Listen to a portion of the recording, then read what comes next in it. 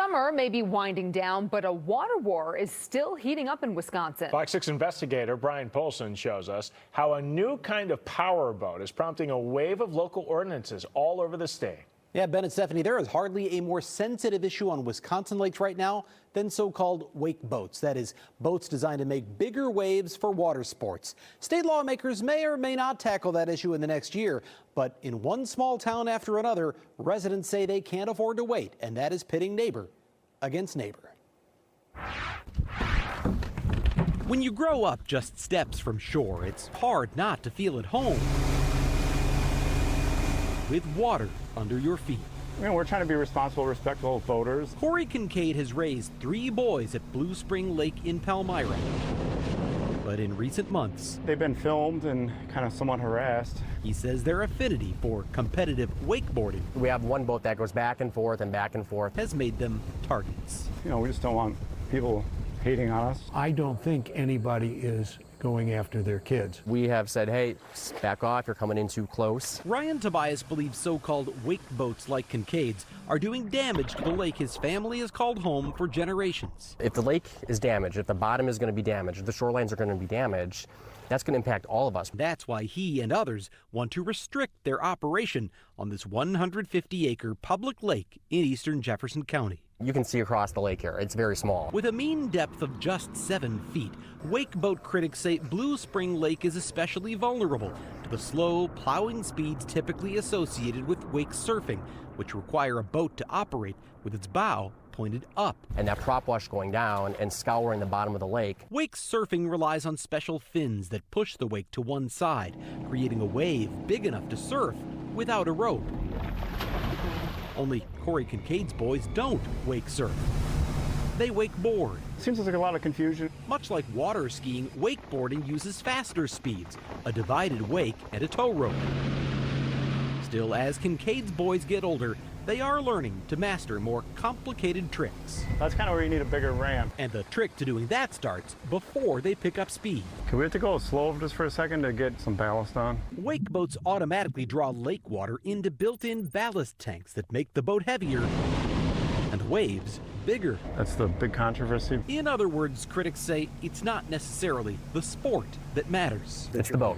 I think anyone who chooses a boat, such as a wake boat, for a lake that may not be suited for ballast boating, may not have made a good decision. And that's what prompted Lake Board President Jim Hockman to introduce this, a proposal to regulate wake boats on Blue Spring Lake. It's going to pit neighbor against neighbor. It's not meant to be a personal issue. Last month, more than 100 residents packed a park pavilion for the annual meeting of the Blue Spring Lake Management District. You're all on camera? Some saying they were blindsided by the proposed ordinance. How all of a sudden is this an issue? I would like to see some actual facts. You know, we try to be good neighbors, but I don't know, it's hard for me to talk about.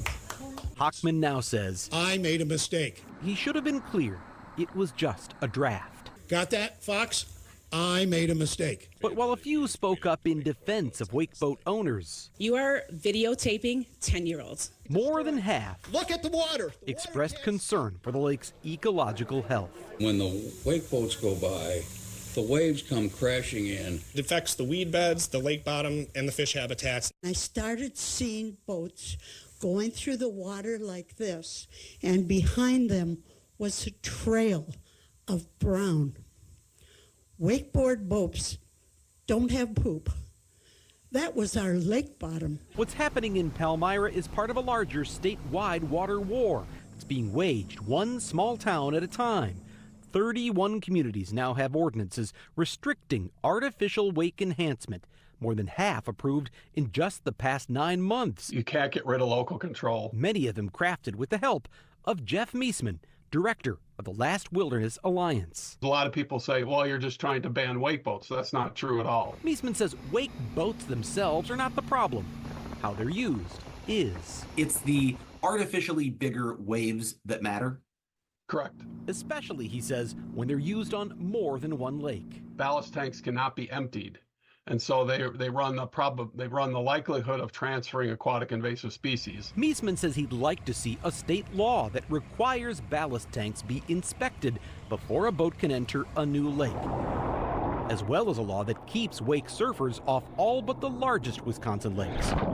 Earlier this year, he supported a bill to keep them at least 700 feet from shore in water at least 20 feet deep. Now, based on research, he says it ought to be 30 feet deep. Meanwhile, the water sports industry has lobbied for a 200-foot shoreline buffer with no depth restriction. What we're proposing compared to what the wake boat industry is proposing is miles apart. Back in Palmyra, Let's get this ordinance passed before our lake is truly destroyed.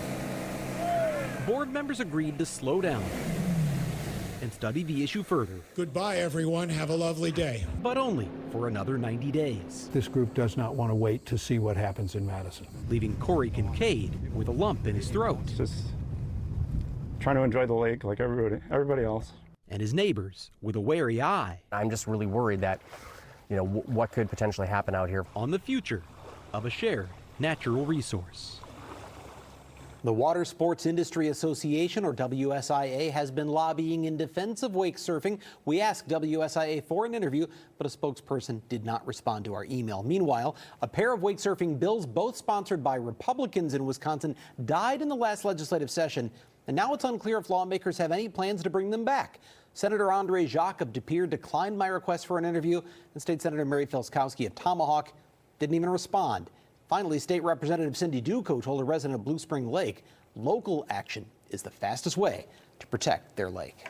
There is a lot of talk, Brian, about these wake boats doing a lot of damage to the lakes. Is there any proof that backs that up? It depends who you talk to, whether or not they think there is proof. Most of the studies published so far focus on things like wave height and wave energy, but they've not actually measured lake damage. One highly anticipated study out of the University of Minnesota is going to be measuring the impact of downward prop wash on lake bottoms, but that research has been repeatedly delayed. I just talked to a University of Minnesota spokesperson earlier this week. She says they're now expecting to publish those results early in 2025, so it's been delayed once again. So we might have, if the state is currently nothing on the books right now, just kind of a hodgepodge, right? Depending on lakes, you'd have to look up the local ordinance before you go to any certain lake. Yeah, Last Wilderness Alliance is trying to do something that's sort of a template, so they're at least consistent, but they are different wherever you go. And you don't know if one lake has a restriction or not. It is somewhat of a patchwork. Changes could be coming. We'll see where it goes. Brian, thanks.